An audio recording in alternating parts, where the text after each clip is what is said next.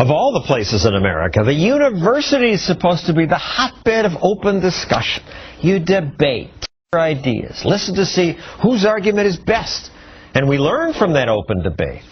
But now, students on many campuses are taught that some words and ideas are just beyond the pale. They do not deserve to be heard. Also, now students are told, don't even use phrases like, "that's so gay," or "man up." That's supposed to be offensive to gays and women.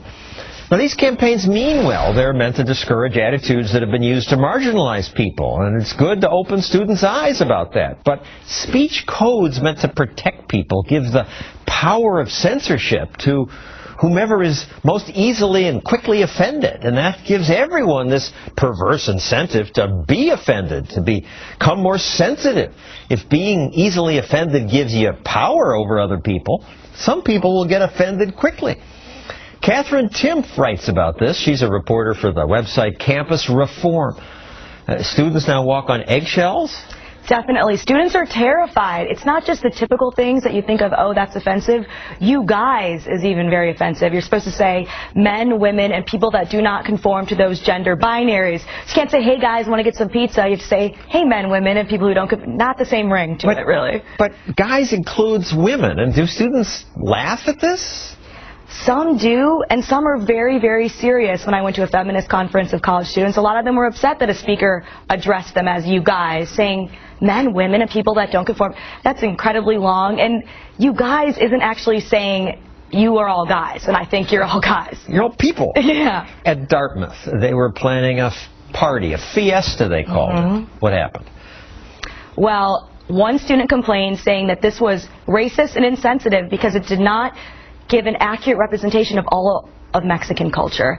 She described herself as Mexican-born. I'm a woman of color, but.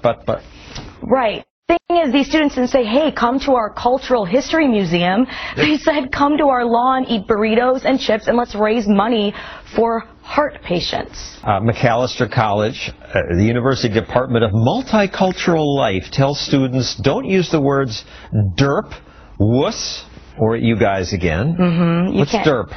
It's something that you put on a meme. Maybe someone makes a funny face. It's like duh or stupid. And they said to replace that with cognitive learning disability, which is much more offensive. They said don't say crazy, say person with a mental health condition. Crazy is like a girl who texts too many times or an uncle who yells at the TV. They're not interchangeable. Duke, some students there, not the university at least, they have this campaign, don't use man up. Right, man up. I want to tell these kids, just so you know, you're not actually saying be more like a man. It's an idiom. It's an idiom. They need an idiom awareness campaign. Well, it's kind of saying be tougher like a man. We're going to have people walking around saying, hey, I heard you say that Tess was easy as pie. She's a baker. You're diminishing her work and she doesn't appreciate it. That's what's up next. Valdosta State University, a student was expelled because he criticized some environmental plan that the university president had? Exactly. You can't criticize, you can't say anything, and it's totally destroying this form of open ideas and free speech that a college is supposed to be so you can learn. What good is all this focus on diversity that these campuses have if you can't actually hear what anybody has to say for real? This is everywhere. I've talked to students all over the country as a reporter at Campus Reform. That's what I do, and everyone's saying that there's this on. We need to be careful because you can get in some serious trouble, or with the internet, people can blast you and you can get a name as a racist every time someone Googles you.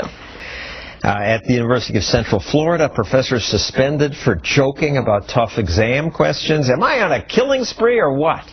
Again, he wasn't actually saying he was going to kill anybody. There are expressions. We're going to have to go through all of our idioms and totally destroy them and make them twice as long just to make sure not even one person is offended.